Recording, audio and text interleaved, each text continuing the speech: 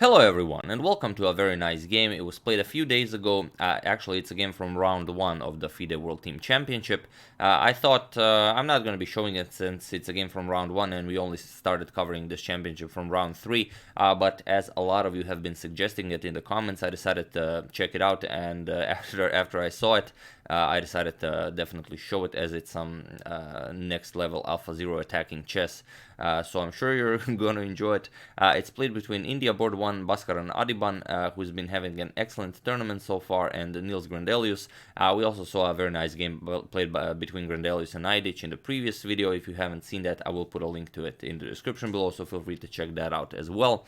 But without further ado, let's just check it out. And I don't have a photo of this matchup, unfortunately, but I do have this excellent photo of Alexander Grishchuk, so you're more than welcome to check it out. Also, it's by David Lara, the official photographer of the championship. Just look at that detail. I mean, it's just an amazing photo. So there you have it. Not really having anything to do with this game, but we have to make do.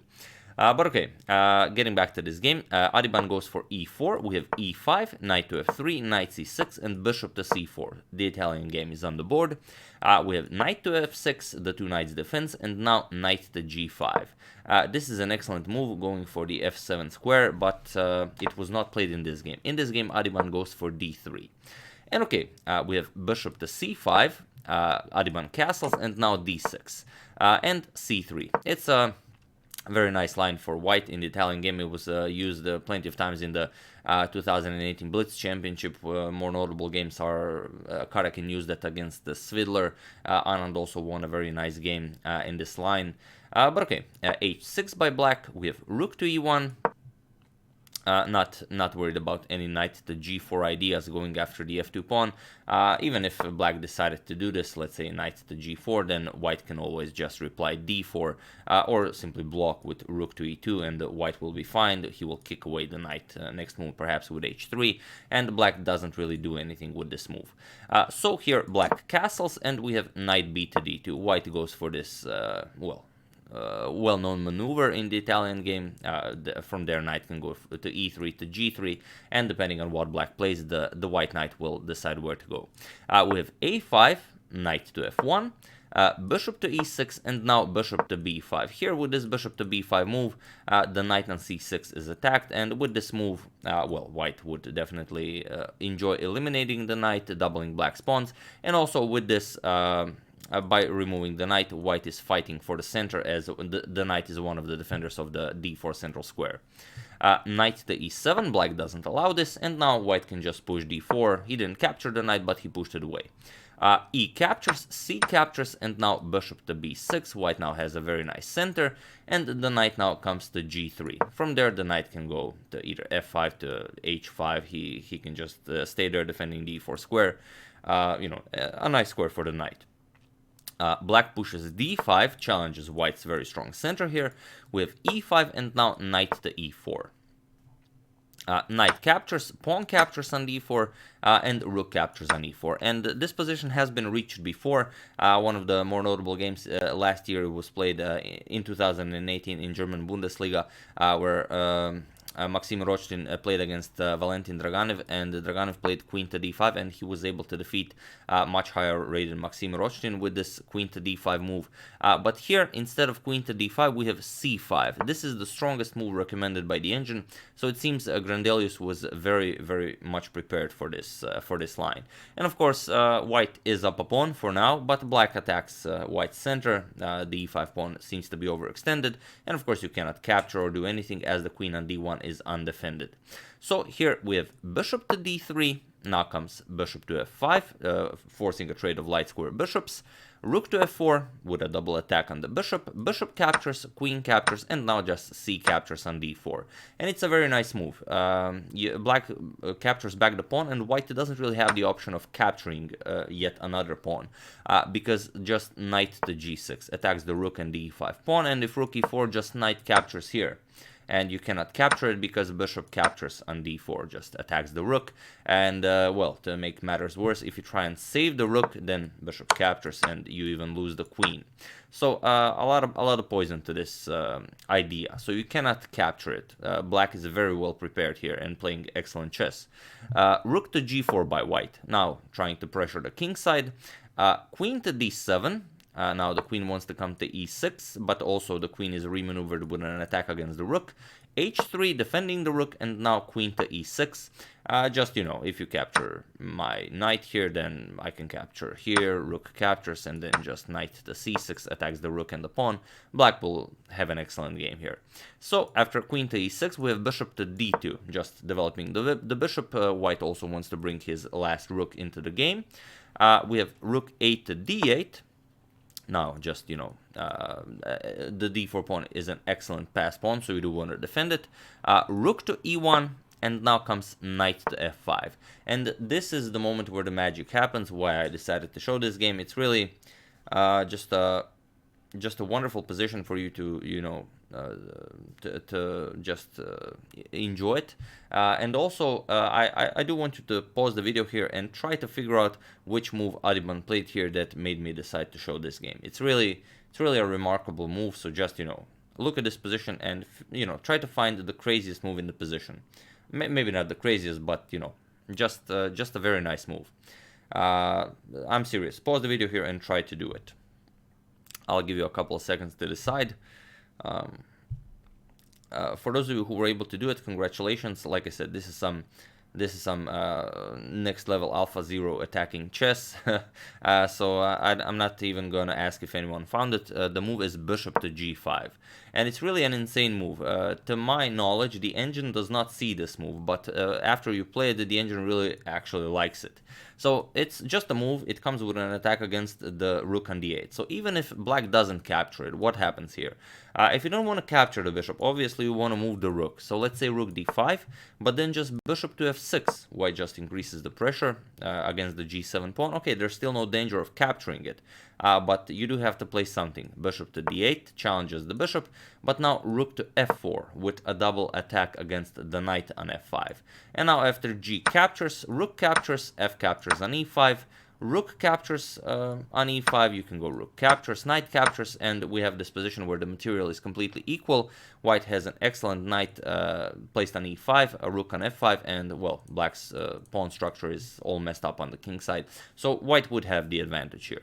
So this is the idea behind bishop to g5. So here, Grandelius decides to capture the bishop. H captures on g5, but this is now where the fun starts. We have knight captures on g5, and now what do you do with the queen?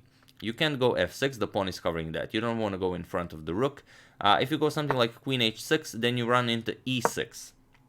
This is pretty terrible. Of course, the threat is pushing the pawn all the way to e7. Also, you can capture on f7. If black captures, you can capture with the knight.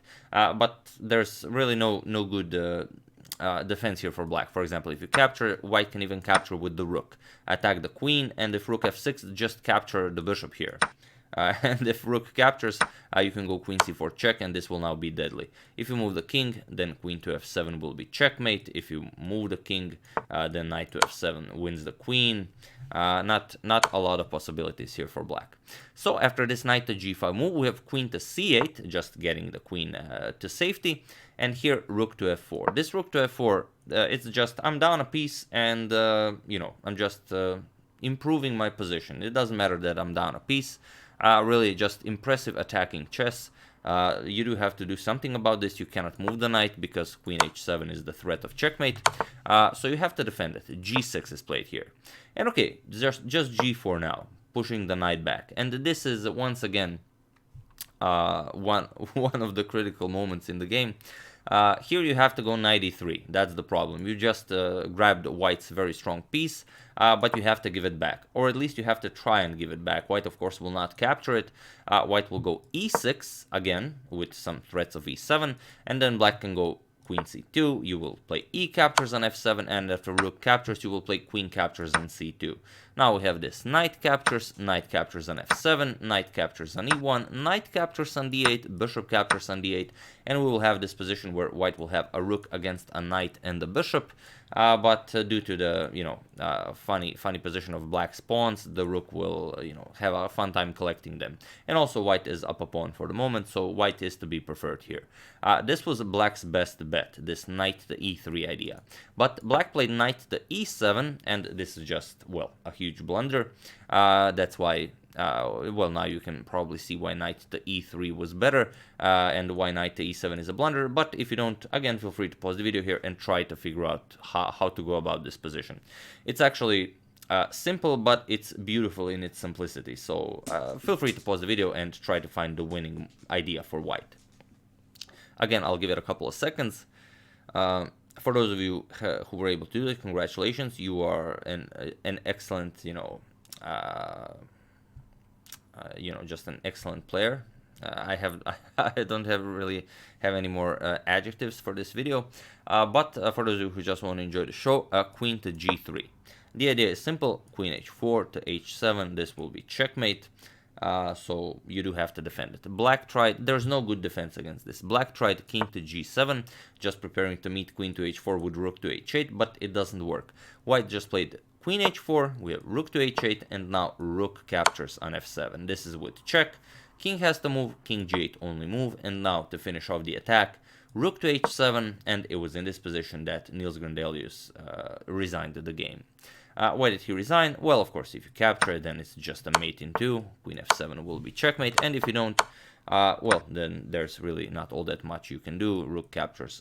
Rook is the threat. If you try and run away with the king, it doesn't help you. Just captures, and after knight blocks, you can just capture here. Captures, and it's pretty much the same checkmate. So not a lot of ideas you can use here. But yeah, that's the game. I mean, it's really a beautiful game. That knight to f5 and then bishop to g5, just a crazy position.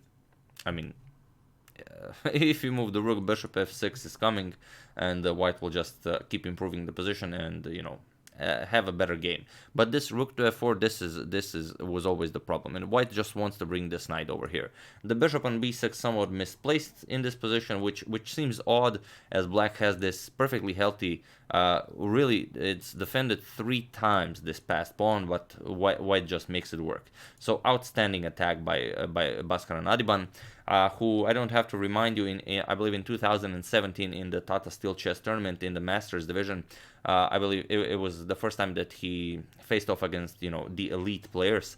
He played the King's Gambit against Wesley So with the white pieces, which was just insane. Wesley So was rated higher than I believe he was over 2,800 at the time. So I was like, wow, playing the King's Gambit against the 2,800 player, that's insane. And it was a really crazy game. It ended in a draw.